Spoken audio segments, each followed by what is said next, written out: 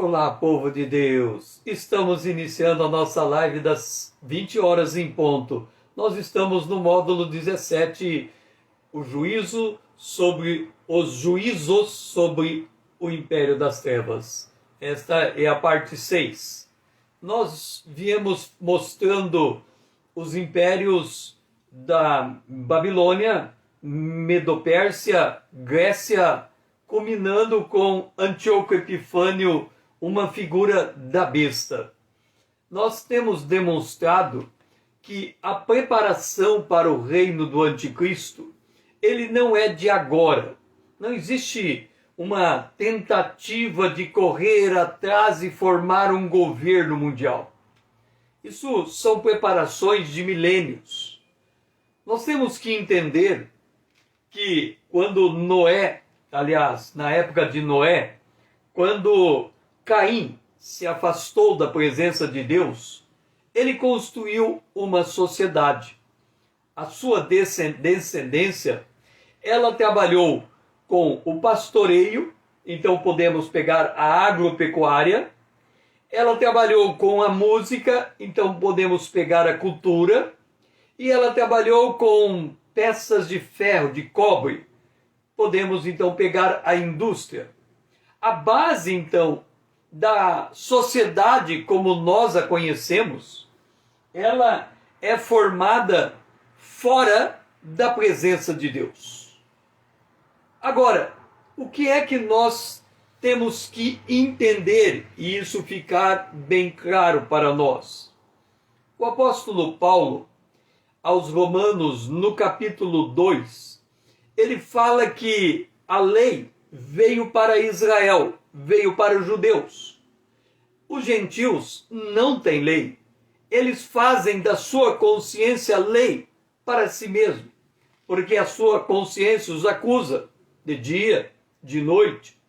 Essa consciência está impregnada com a lei divina, com a convicção interior que o homem é feito à imagem e semelhança de Deus.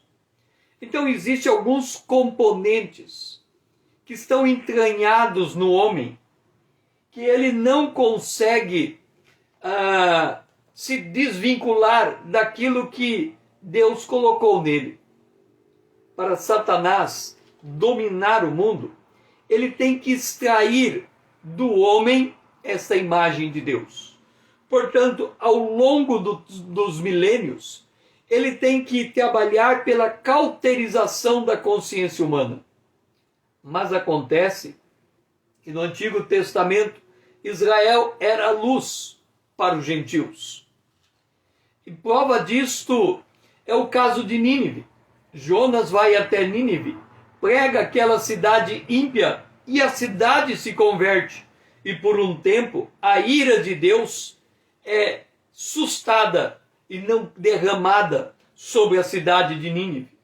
Mas eles insistem no seu pecado e mais à frente o império de Nínive, da Assíria cai. E assim veio o império da Babilônia, veio o império do Medo-Persa, veio o império grego. Cada um deles foi formando um componente desse modo humano de governar o planeta Terra fora dos desígnios divinos. E aí nós chegamos no quarto império, o Império Romano. Quando Daniel tem a visão do Império Romano, da parte do rei, na estátua, o rei Nabucodonosor, ele viu ferro e depois embaixo ferro e barro. É a primeira fase do Império Romano e a segunda fase do Império Romano. Na primeira fase, em que é ferro, quer dizer, uma coisa orgânica, o Império Romano é como foram muitos impérios na Terra. Naquilo que eles podem ser, entenda, todo governo está fora da presença de Deus. Então, a questão é com que afinidade ele governa vinculado aos poderes das trevas. Então, você tem governantes que descem mais fundo, governantes que ficam na superfície, Então, como há uma inimizade entre Deus e o homem colocada em Gênesis capítulo 3, versículo 15, é difícil dar liga nisso. Por isso que a primeira parte do Império Romano foi o Império de Ferro. O Império em que o homem punha sua vontade, ele tinha os seus deuses e ele fazia o que bem entendia.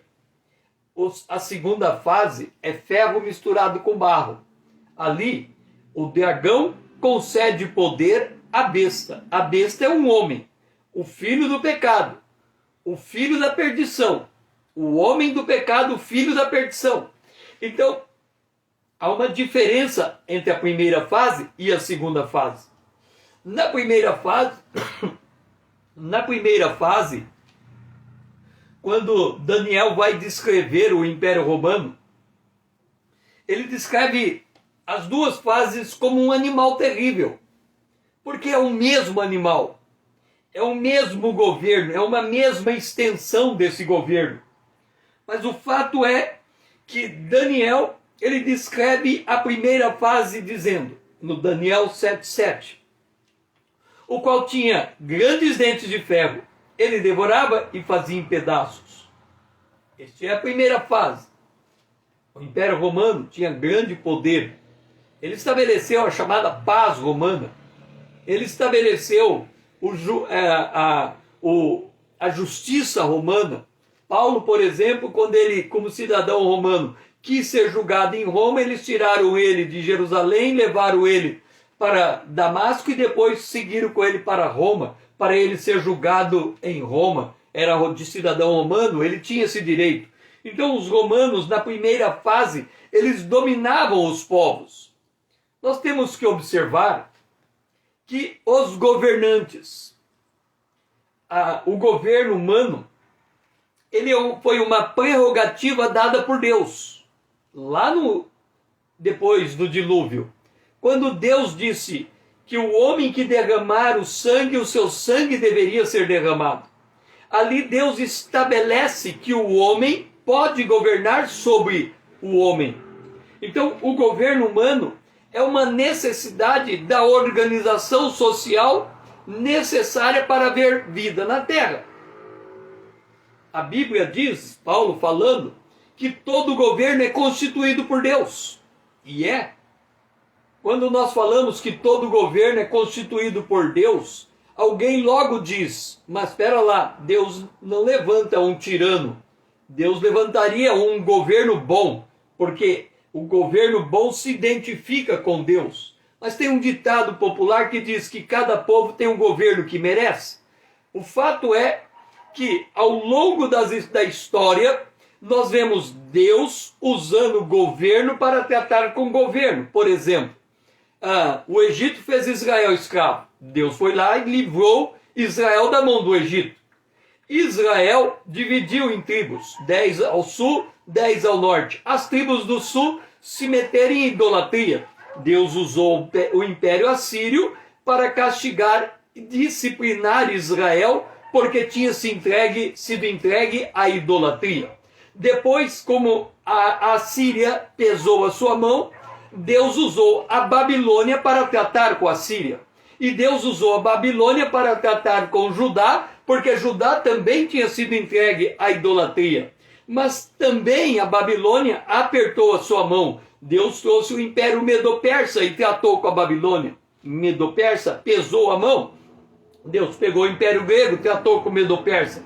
O Império Grego pesou a mão, Deus pegou o Império Romano e tratou com o Império.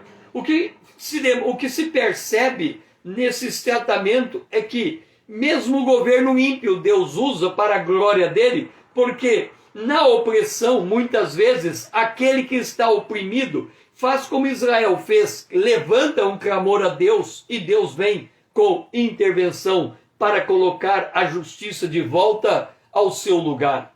O fato é que tanto o ímpio quanto o justo, à luz da soberania divina, nada eles podem fazer que seja um impedimento para o exercício dessa soberania. O homem pode viver qualquer tipo de vida sobre a face da terra, porque Deus já declarou, se comer, morre. Quer dizer, a escolha que o homem faz é consequente no seu resultado. E Deus não precisa instantaneamente cobrar da atitude daquele que pratica o mal. Ao dia do juízo final, ao dia do acerto de conta. Há um acerto de conta para a igreja, o tribunal de Cristo. Há um acerto de conta para aqueles que não têm o seu nome inscrito no livro da vida. Então Deus usa os governos para tratar com os homens e usa os governos para tratar com os governos. Mas Deus sabe que os governantes humanos, eles facilmente esquecem os princípios divinos e se tornam ditatoriais. Exemplo, Deus levantou Saul. Saul não foi um bom rei para Israel. Não obedeceu a palavra de Deus como devia ser. E ele reinou 40 anos e depois ele foi destituído. Deus levantou Davi. Davi foi um homem segundo o coração de Deus. Davi, ele teve a promessa de Deus de um reinado eterno. Davi terminou seus anos de governo com 40 anos, somando com o de Saul, 80 anos. Veio Salomão, filho de Davi, viveu em período de paz, construiu o templo de Israel. Ele reinou 40 anos, foi o homem mais sábio do mundo. Ninguém superou em sabedoria, em riqueza, em glória o que foi Salomão. Com Salomão, 120 anos, 40 de Saul, 40 de Davi e 40 de Salomão. Seja bem-vinda, Rita. Então, juntando esses três governos, nós temos 120 anos de governo. E aí vem o governo de Reoboão, filho de Salomão. E quando o governo de Reoboão assume o governo, ele diz, eu aumento o imposto, diminuo o imposto. Os conselheiros mais velhos disseram, diminui o imposto e o povo fica com você. Os conselheiros mais novos disseram, aumenta o imposto, para que o teu dedo polegar seja mais grosso que o lombo do teu pai. Quer dizer, Salomão, o rei mais sábio do mundo, já tinha elevado a carga tributária sobre o ser humano, sobre o povo, de tal maneira que Reoboão, aumentando essa carga um pouco mais, dividiu o governo. Então o que nós temos? Saul, um governo que não seguir a Deus e se perdeu. Salomão, um homem segundo o coração de Deus. Aliás, Davi, um homem segundo o coração de Deus. Salomão, o homem mais sábio do mundo. No entanto, esses três governantes não conseguiram desenvolver um governo de justiça. Ao final, a carga tributária já era um fardo sobre o povo. Então, o que dirá daqueles governos que nem Deus conheceram, como é o caso do governo romano? A segunda fase do governo romano, escrita por Daniel, capítulo 7, diz: e pisava aos pés o que sobejava. Era diferente de todos os animais que apareceram antes dele. E esse animal tinha 10 chifres. Entenda. A primeira parte do governo romano foi responsável pela morte de Jesus Cristo. Eles foram executores da morte de Jesus Cristo. A segunda fase do governo romano, diferente da primeira, será formada por 10 nações. E eles vão pisar tudo que puder pisar. Vão ser Ritter vai ser jardim da infância perante a malignidade da besta. Tal o nível de comparação. Não há como comparar o que Ritter foi do que a besta será. Porque a besta vai receber poder do próprio maligno. Por isso o ferro se mistura com o barro. Na segunda fase, quando nós olhamos para o livro do Apocalipse, Apocalipse capítulo 17, o versículo 3, nós vemos ali a besta escarlata. A besta escarlate. A besta escarlate tinha 7 cabeças e 10 chifres. Então entenda, a besta tinha 7 cabeças e 10 chifres. Ok? Quando nós encontramos a besta do mar, ela tem 10 chifres e 7 cabeças. Você observa a inversão? Aqui nós temos 7 cabeças e vai formar 10 chifres. Aqui são 10 chifres formados que vão virar 7 cabeças. O que significa isso? significa que quando o governo romano existia, já existia 6 cabeças. O Apocalipse fala disso. 5 cabeças caíram: o Egito, a Assíria, a Babilônia, a Medo-Pérsia e a Grécia. Isso significa que estes governos constituídos fora da presença de Deus, eles trazem no conjunto das suas leis mecanismo para domínio dos povos. Vamos dar um exemplo para explicar isso. Eu trabalhei muitos anos em prefeitura. Eu tive a oportunidade de ser secretário de finanças. Como secretário de finanças, eu tinha um dos departamentos que estava na minha subordinação, era os departamentos que cuidava dos alvarás de licenciamento, de localização.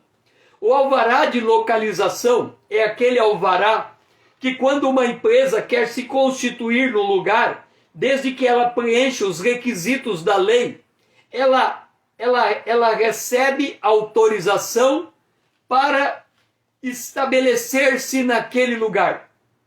Durante todos os anos que eu trabalhei na prefeitura, eu sempre vi o alvará de localização como uma obrigação do governo conceder ao empresário para que o empresário pudesse trabalhar dentro dos limites da lei, dentro do limite do plano diretor da cidade.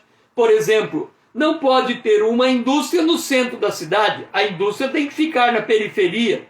E não pode ter um comércio numa zona residencial, o comércio tem que ficar em linhas de trânsito. Então a cidade é planejada e a maneira de organizar a cidade é esse chamado alvará de localização. Então eu sempre via o alvará de localização como um instrumento para dar o planejamento da cidade e, ao mesmo tempo, organizar o comércio, o serviço e a indústria dentro da cidade. Para minha surpresa, veio a pandemia. E aí eu descobri que o mesmo governo que tinha o poder para entregar o alvará de localização para fazer funcionar o estabelecimento, tinha o poder de tirar o alvará de localização se o estabelecimento não atendesse às regras sanitárias. Ou seja, o governo tem um instrumento para você fazer e ele também tem um instrumento para você deixar de fazer. O que significa isso? O governo pode ser um instrumento opressor. E aqui nós estamos vendo este governo, esses 7 reis, os reinos que vieram desde o Egito, passando pela Síria, passando pela Babilônia, passando pela Medo-Pérsia, passando pela Grécia, passando por Roma, foi ensinando como é que os governantes controlam os povos. Eu me lembro que no Brasil, lá para a década de 80, havia um grande número de empresas informais. Milhares e milhares de empresas eram informais. Havia uma declaração de imposto de renda chamada lucro real. E aí o governo criou um mecanismo chamado lucro presumido. E quando ele criou esse mecanismo chamado lucro presumido, milhares de igrejas de empresas que estavam na informalidade se tornaram empresas formais. Porque o lucro presumido compensava. Os anos se passaram, mas tinha milhares de empresas não cadastradas.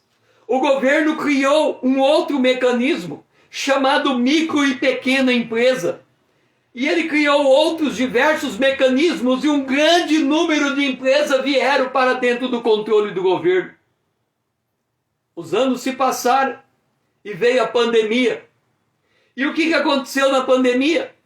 Na pandemia, porque o comércio fechou, prerrogativa do governo de mandar fechar o comércio. Aquele comerciante que não tinha, aquele comerciante informal, aquele comerciante que não tinha renda, precisava comer. O governo, então, institui um mecanismo de fazer um pagamento de um valor para esse indivíduo. Mas para ter esse valor, 40 milhões de pessoas, ou 60 milhões de pessoas, que estavam na informalidade, entraram no controle do governo. Hoje, quantos brasileiros podem dizer que não são conhecidos pelo governo? Só se ele for um mendigo que não teve acesso a mecanismo para captar dinheiro do governo, que era esse valor que lhe foi dado. Então, o que significa isso? Que os governantes, eles vão aprendendo a colocar o povo debaixo do controle. E aí, na pandemia, a gente descobre uma outra coisa. Além do governo ter o poder de fechar o comércio, a gente descobre que, para saber se o povo está obedecendo ou não, era possível usar os aparelhos celulares para saber a densidade populacional, ou seja, aonde as pessoas estavam com seus celulares. Se elas estavam dentro de espaços comerciais, significa que elas não estavam cumprindo isolamento social. E aí vinha o lockdown. Ou seja, cada vez você vai aumentando o número de mecanismos que controla os povos. E aí você tem todo um aparato de redes sociais. E no aparato de redes sociais, o que o povo vai fazendo nessas redes? Eles vão colocando este amigo desse, que é amigo desse, que é amigo desse, que é amigo desse, que é amigo desse, que é amigo desse. Se algum dia eu tiver que sumir e me esconder, eu não vou poder procurar nenhum amigo, porque todos os meus amigos estão devidamente mapeados nas redes sociais. Então não tem para onde eu ir. Porque para onde eu for, o próprio fato de eu estar utilizando aparelho celular já está marcado todas as rotas possíveis que eu posso fazer em uma cidade. Isto tudo vai se somando a chegar naquele ponto da marca da besta, 666, onde o indivíduo está absolutamente controlado pelo Estado. E aí ele não pode fazer mais nada que o Estado não lhe permita fazer. Então esta é a visão da formação do reino. E aí vem a 70ª semana de Daniel. Daniel, ele estava orando. E ele estava orando por causa de uma situação de guerra. Em Daniel, no capítulo 9, o texto do capítulo 9 diz assim: no primeiro ano do seu reinado, entendi que o tempo de assolação de Israel era de 70 anos. Jeremias tinha dito isso. O que acontece conosco? Daniel, ele pegava a Bíblia. O livro de Daniel está aqui, ó. O livro de Daniel é este livro que está aqui, ó. A gente quase pode dizer que Daniel só tinha esse montante de Bíblia na mão dele. Isso aqui não existia para ele. Então podemos quase dizer, que eu não sei dos outros profetas, mas podemos quase dizer que o que Daniel conhecia da Bíblia era isso aqui. Daniel, ele abre Jeremias. E ele vai estudar Jeremias para entender o que está acontecendo na Babilônia. Jeremias, ele estava lá em Jerusalém, naquela região. Jeremias, ele não foi levado ao cativeiro. Talvez ele tenha morrido antes do cativeiro. Mas Daniel pega, e aí estudando a profecia, ele entende, 70 anos é o cativeiro da Babilônia. O que Daniel faz? O que nós devíamos estar fazendo? Porque quando nós olhamos para a palavra profética, nós vemos que a volta de Jesus é iminente. Daniel começa a orar. E a hora dele orar, ele pega a aliança de Deus em Deuteronômio. Deuteronômio 28. Ele fala das bênçãos e das maldições. E aí Daniel orando, ele diz assim, olha, à luz do que está nos 5 primeiros livros da Bíblia, os 5 primeiros livros da Bíblia, nós estamos aqui, ó, livro de Josué, antes de Josué, Deuteronômio. Aqui está o livro de Josué. Significa que Daniel pegou esta parte da Bíblia. Na verdade, ele pegou o capítulo 28 de Deuteronômio. E aí ele começou a orar, baseado no que ele leu. E quando ele começou a orar, ele viu 2 coisas. Ele viu 3 coisas. Ele viu, primeiro, que todo o pacto de Deus, de Israel com Deus, Israel tinha quebrado. Segunda coisa que ele viu, que todos os profetas enviados por Deus para avisar o povo do seu pecado tinha sido rejeitado. Terceira coisa que ele viu, que a voz de Deus tinha sido rejeitada por Israel, e por causa disso, Israel estava feito prisioneiro lá na Babilônia. Lendo o Salmo de número 18,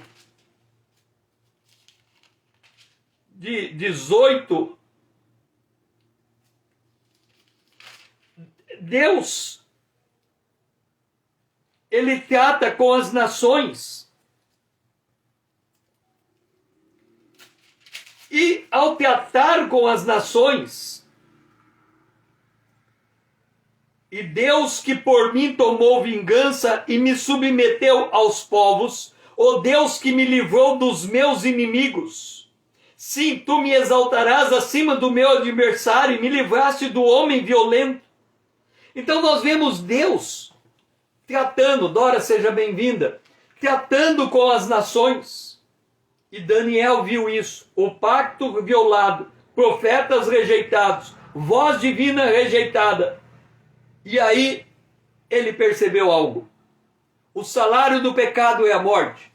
O povo de Israel rejeitou a aliança de Deus. A maldição do pacto caiu sobre Israel. E a maldição do pacto era esta: Israel seria espalhado entre as nações. No primeiro momento, iria para a Babilônia em cativeiro. E ali ficaria em cativeiro 70 anos. Era o modo de Deus disciplinar Israel. Quando nós olhamos para a disciplina de Deus sobre Israel, nós olhamos para a igreja e dizemos assim: a igreja não passa por isso. A igreja não é disciplinada. A igreja não sofre essas coisas.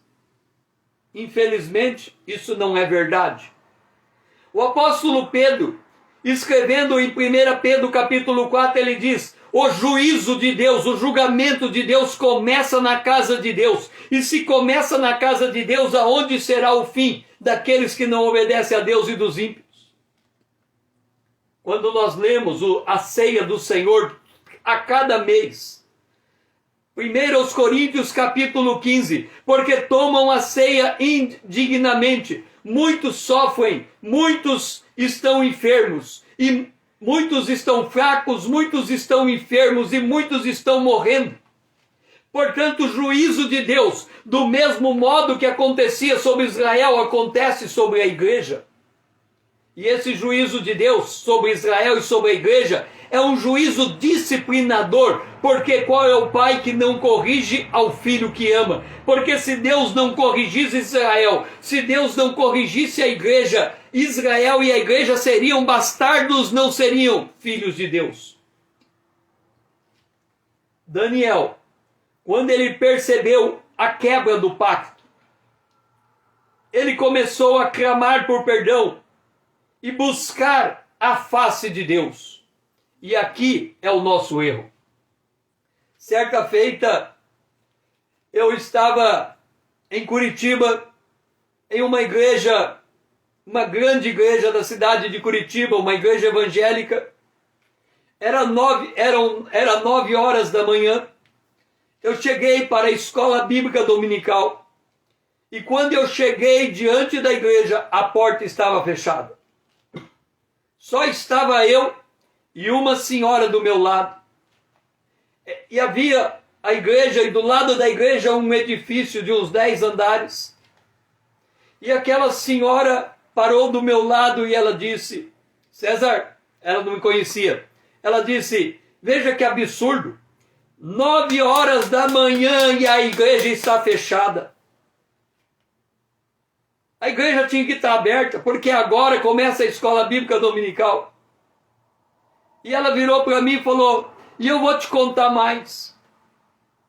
Eu moro nesse prédio. Esse prédio mora a esposa do pastor, mora o pastor e a sua esposa, mora várias irmãs desta igreja. E eu sou uma velha, uma senhora de idade. E eu sozinha nesse prédio fiquei enferma. E ninguém foi me visitar. E ela falou, havia uma vizinha na frente da casa dela que percebeu que ela não estava saindo de casa. E essa vizinha não era crente. E essa vizinha foi até a casa dela para saber se ela estava bem. Se não fosse aquela vizinha que não era crente, ela não seria atendida por ninguém. E aí ela começou a reclamar dos diáconos, porque não fazem a ceia direito, porque não abre a porta na hora certa, porque não faz. E ela começou a despejar tudo que estava errado na igreja.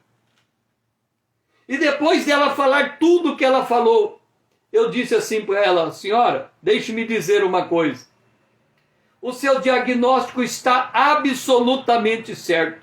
A senhora está vendo tudo que está errado nesta igreja. Só que o profeta Abacuque disse, Senhor, aviva a tua obra no meio dos anos a notifica.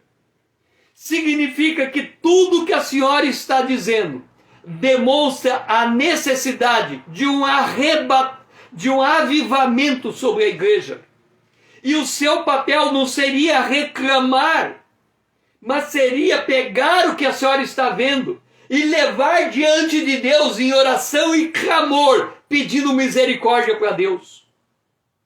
É por isso que não acontece avivamento.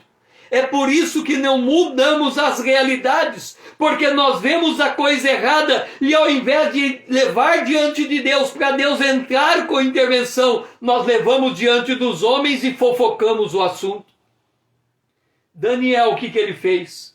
Ele buscou a face do Senhor quando ele viu a maldição pactual sobre o povo de Deus. Ele buscou a face do Senhor e ele clamou pelo perdão de Deus. E quando ele clamou pelo perdão de Deus, Deus lhe enviou a resposta. E a oração foi respondida. Deus disse assim para Daniel, Daniel, eu vou te dizer uma coisa. O meu povo é cabeça dura. Apesar de Deus ter deixado eles 70 anos na Babilônia e estar terminando esse tempo de disciplina. Quando o tempo de disciplina terminar, ao invés do meu povo retornar para a terra prometida, eles vão insistir em viver em outras regiões. E foi o que aconteceu. Uma parte do povo voltou com Esdras e com Neemias para reconstruir Jerusalém, mas aqueles que ficaram ricos, aqueles que estavam prósperos, aqueles que viviam bem, ficaram nas terras distantes. Não voltaram todos. E aí Deus disse a Daniel, haverá 70 semanas sobre Israel. Primeiro 7 semanas, depois 62 semanas, depois 1 semana. Daniel não viu tudo. Dolores, seja bem-vinda. Daniel não viu tudo. Havia um interstício de tempo entre as 69 semanas e aquela última semana. Daniel, ele viu esse tempo aqui, quando Deus mostrou para ele que havia 69 semanas. E aí Deus mostrou para ele que haveria do outro lado mais 7 semanas. Deus não mostrou para Daniel que haveria um interstício de tempo, mas esse interstício de tempo estava profetizado no livro de Deuteronômio que Daniel leu. E no livro de Deuteronômio que Daniel leu diz que se o povo de Deus não voltasse para a terra prometida, eles seriam castigados 7 vezes mais. Há 7 semanas, Israel reedificou o templo. Há 62 semanas foi o tempo para contar a morte do Messias. E quando o Messias morreu sobre a mão de Israel e do Império Romano, o próprio texto de Daniel, ele dizia, o povo do príncipe que vai matar o cordeiro vai aparecer no tempo do fim. Aliás, o povo que levou a morte do cordeiro vai sair do meio dele um príncipe no tempo do fim. Roma e Roma no seu segundo estágio. Deus teve que permitir um interstício de tempo, chamado período da graça, o período da igreja. Mas quando nós pegamos a marcação de tempo, multiplicado por 7 anos, a marcação de tempo de Israel termina em 1948. 2.520 anos. Por 2.520 anos. Contado em anos, em meses lunares, meses de 30 dias, Israel viveu sob a disciplina de Deus. Por isso que eles tiveram a destruição de Jerusalém, a destruição do templo, se espalharam entre as nações e ficaram lá até a Segunda Guerra Mundial, quando por causa da morte de mais de 8 milhões de 6 milhões de judeus, as Nações Unidas, com a assinatura de Oswaldo Aranha, teve que permitir Israel voltar a ser uma nação. Mas a profecia de Daniel não terminou. Ele diz que quando chegar esses 7 dias, que, entenda, depois do arrebatamento, nós teremos um período de 10 anos e meio. Durante o período de 3 anos e meio, entre o arrebatamento e a assinatura do pacto de Israel com a besta, nesse período, todos os que não foram arrebatados e que se converteram nesse período vão morrer, como única forma de testemunhar a sua conversão. Eles são aqueles que estão debaixo do altar. Entenda, nesses 3 anos e meio, entre o arrebatamento e o acordo da besta com Israel, 1,5 bilhão de pessoas vão morrer. Nós ficamos espantados, porque 10, 12 milhões de pessoas estão morrendo por causa da pandemia. Mas naquele período, em 3 anos e meio, vão morrer 1,5 bilhão de pessoas. Depois virá o dia do Senhor. E no dia do Senhor haverá trombetas e taças. E quando as taças forem derramadas, mais 1,5 bilhão de pessoas vão morrer. Entenda, entre o arrebatamento e a volta de Jesus, vão morrer na terra 3 bilhões de pessoas. Praticamente 1/4 da humanidade ou mais vai morrer num curto espaço de 10 anos e meio. Por isso que Jesus disse que se aqueles dias não fossem abreviados, nenhuma alma se salvaria. Quando nós olhamos para esse quadro profético, nós devíamos aprender com Israel, buscar a face do Senhor e clamar por perdão para que o Senhor pudesse nos revelar o que está por vir. Em Daniel capítulo 9, versículo 24, ele disse: 60 semanas e 70 semanas estão determinadas sobre o teu povo, sobre a santa cidade, para.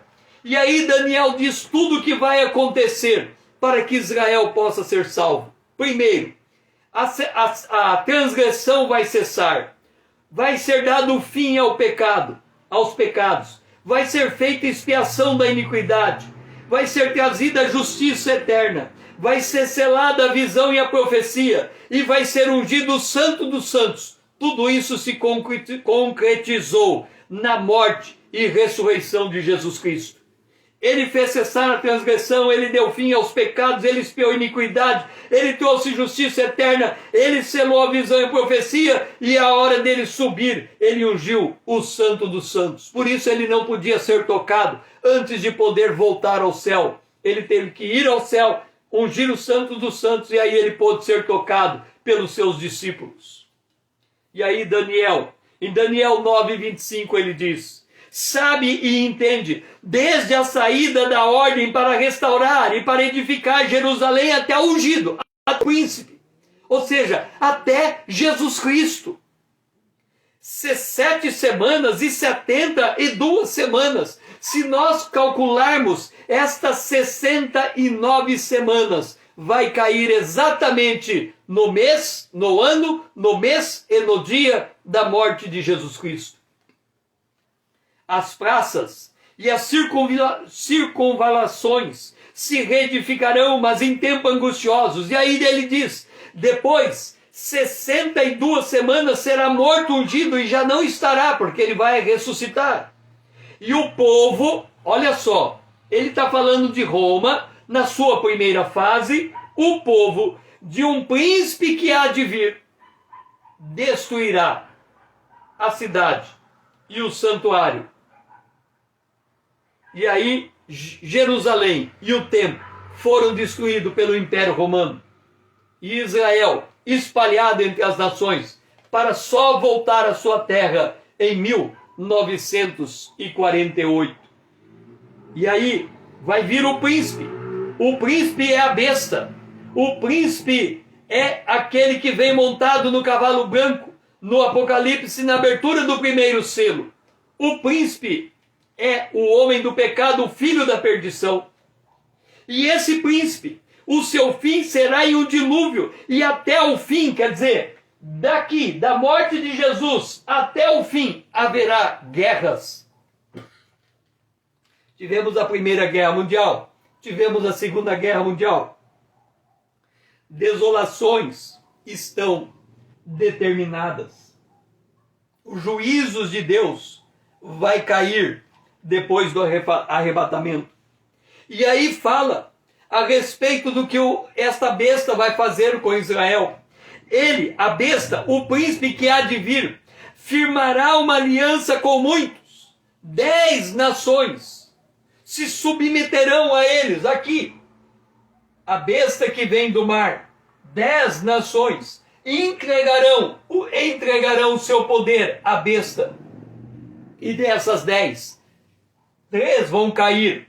2 delas, eu posso dizer, uma é os Estados Unidos, vai cair antes do arrebatamento.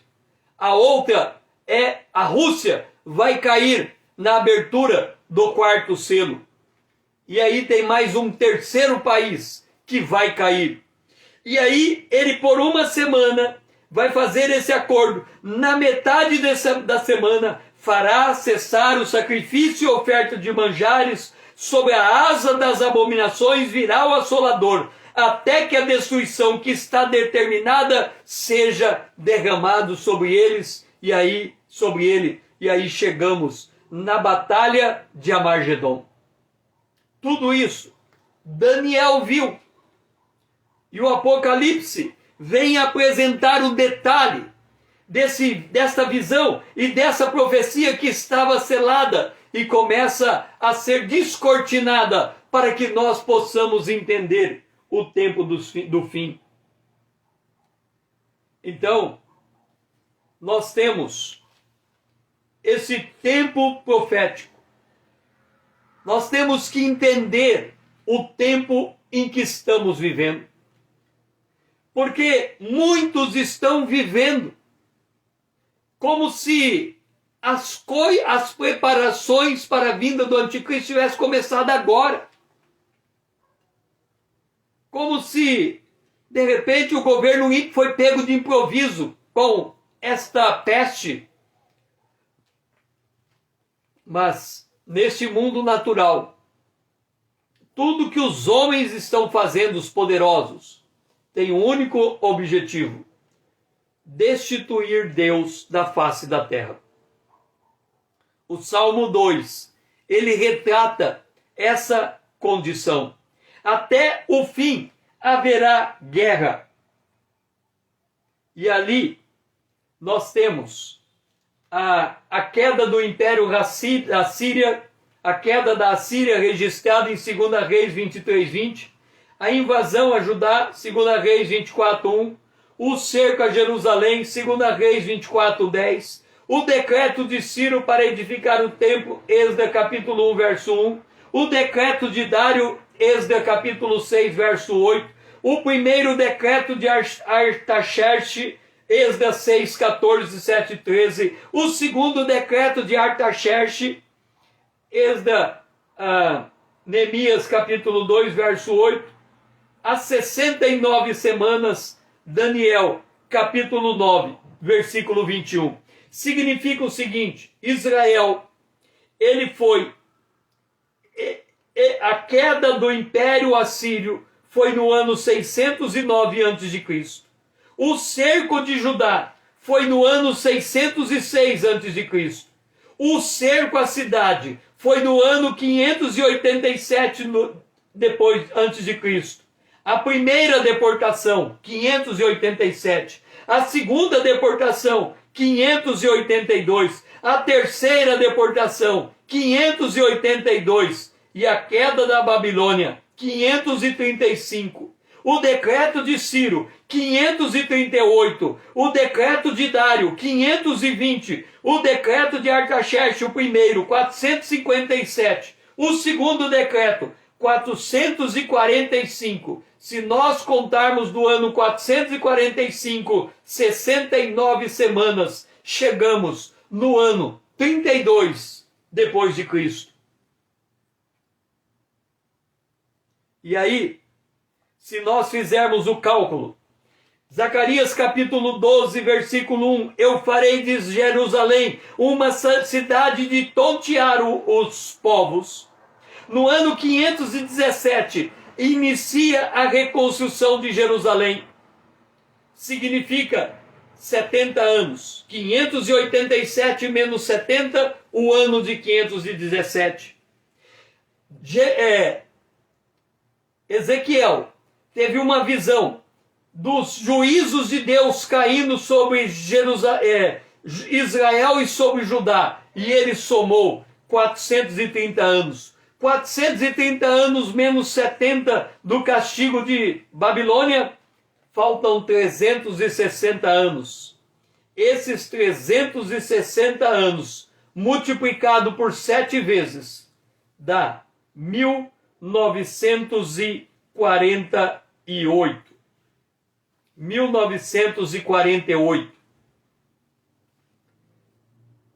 E 1967.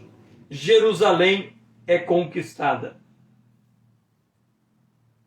E assim, nós temos Israel colocado no seu devido lugar profético. Depois, estamos aguardando o retorno de Jesus Cristo. A volta de Jesus Cristo, profeticamente, matematicamente contado, está muito perto. Do ano 587 até o ano de 1967, dá 2.520 anos. Do ano 606 até o ano de 1948, dá 2.520 520 anos. Deus trouxe Israel de volta. Deus fez Israel reconquistar Jerusalém. Só falta o arrebatamento da igreja, para que seja desencadeado os juízos que virão sobre a igreja. Eis que farei de Jerusalém um cálice de tontear para todos os povos em redor, e também para Judá durante o sítio contra Jerusalém. Deus estabeleceu todos os tempos proféticos. Israel é o marco profético de Deus, um aviso solene para a igreja, que está chegando a hora de irmos para casa, de voltarmos para a presença de Deus. Por isso que Daniel profetizou: naquele tempo se levantará Miguel, e haverá tempo de angústia qual nunca houve desde que houve nação até aquele tempo.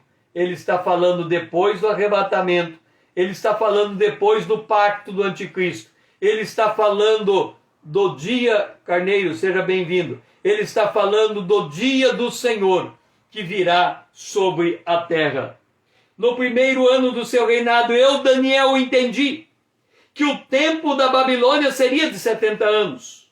Daniel capítulo 12, verso 7. Ouvi um homem vestido de linho, e ele diz que isso seria depois de um tempo, dos tempos e metade de um tempo.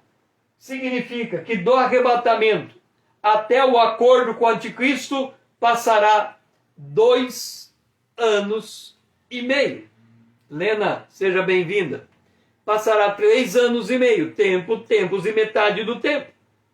E Daniel chega ao ponto de dizer quanto tempo vai levar a batalha de Armagedon. Ele diz 1290 dias, e depois ele diz 1335 dias. Então ele está dando um tempo, me parece, de 75 dias vai durar a batalha de Armagedon. 75 dias. Por isso que ele diz a Israel: bem-aventurado o homem que espera e chega até 1335 dias. Do arrebatamento até a batalha de Armagedon, 10 anos e meio. Da batalha de Armagedon até o fim da batalha de Armagedon, 75 dias. É o que vai durar esta batalha. Daniel, ele diz, Daniel 2,44, o Deus do céu suscitará um reino que não será jamais destruído. Ele esmiuçará e consumirá todos estes reinos. Mas ele, o reino de Deus, subsistirá para sempre. E aí ele diz: foi cortada uma pedra sem auxílio de mão, e ela esmiuçou o ferro, o bronze, o barro, a prata e o ouro. Significa a vitória final do reino de Deus. Continuei olhando, e foi postos uns tronos, e o ancião de dia se assentou, e o seu trono era chamas de fogo, e as suas rodas era fogo ardente. Daniel 7,9. Assentou-se no tribunal, e abriram-se os livros. Daniel 7,10. E eis que vinha com as nuvens do céu um como o filho do homem, e dirigiu-se ao ancião de dias. Daniel 7,13. E foi-lhe dado domínio ao filho do homem, a glória e o reino. E o seu domínio é um domínio eterno, e o seu reino jamais será destruído. O que nós estamos vendo aqui? Deus está no absoluto controle da história humana. Essa história não começa agora. O acerto de conta do juízo final não é das coisas que estão acontecendo nos nossos dias. Os nossos dias é como a gente estivesse na boca do mar, quando todos os rios desembocam no mar. E nós estamos vendo o final do cumprimento da palavra profética. E Deus diz que chegará o tempo em que os que dormem, os justos ressuscitarão para a vida eterna, e outros ressuscitarão para a sua vergonha. Os que forem sábios resplandecerão, e os que muitos conduziram à justiça serão como as estrelas eternamente. Então Deus, Ele volta com Jesus Cristo para arrebatar a igreja, e aí será estabelecido os juízos, depois vem a pedra sem auxílio de mão, que é a volta de Jesus Cristo, depois nós entramos no reino milenar, depois vem o tribunal, quando todo aquele que não tiver o seu nome escrito no livro da vida será julgado de acordo com suas obras. Este é o preâmbulo do que está por vir. Nós estamos aqui encerrando esta visão geral. Nós estamos no capítulo 4 e no capítulo 5 do Apocalipse, e o próximo módulo vai entrar com a abertura dos 7 selos. E aí nós vamos conhecer os juízos que serão derramados sobre a terra. E aí eu volto a enfatizar a posição de Daniel. Lembra que Neemias, quando ouviu que a cidade de Jerusalém estava desolada, ele se humilhou diante de Deus e clamou a Deus? E aí Deus lhe deu, pela mão do rei, salvo-conduto para ele voltar e reconstruir Jerusalém? Lembra que Daniel pegou o livro de Jeremias, e entendeu que o tempo era de 70 anos, o tempo de cativeiro na Babilônia, e estava acabando. Ele se colocou de Deus e intercedeu para que Israel voltasse à terra. Quando nós somos impactados com o livro do Apocalipse, o que Deus espera de nós é que a gente dobre o joelho e clame a Deus para que o Senhor prepare o seu povo para o encontro com Jesus nos ares. Por isso que o fim do Apocalipse diz, o Espírito e a noiva diz, ora vem, Senhor Jesus. A noiva, este povo que ora, é um povo que ama. Esse povo que ora, é um povo que é tocado pelo Espírito Santo. Esse povo que ora, é um povo que sente o senso da responsabilidade. Esse povo que ora, é um povo que ora, olha para a palavra profética e sabe que Deus é fiel. Passarás os céus e a terra, mas a palavra de Deus se cumprirá toda ela.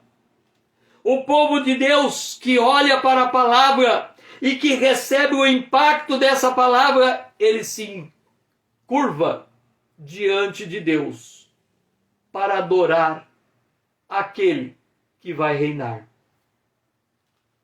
Muitos, quando estudam o livro do Apocalipse, sentem medo. O livro do Apocalipse não é para sentir medo, é para levar o temor no coração, para nos fazer chegar diante de Deus em clamor, para Deus preparar o seu povo para irmos embora da terra. O que nós estamos precisando é de intercessores. Pessoas que paguem o preço, pedindo para Jesus voltar, mas fazem isso por amor a Ele, por saber-se noiva do Cordeiro e querem encontrar com o Senhor. Com isso nós estamos terminando a nossa live de hoje. A próxima live iniciamos um novo módulo. Apocalipse, o módulo 18, a abertura do primeiro selo. Eu espero encontrar com você lá às 20 horas. Se você ainda não faz parte dessa comunidade, venha se unir a mim. para tornar essa conta significativa e essa mensagem ir mais longe. Mande para os seus amigos este vídeo, para que eles possam também ser levantados, porque se a igreja se levantar, o próprio Cristo a esclarecerá. Que você tenha um restante de dia abençoado na presença de Deus e que o Senhor seja louvado.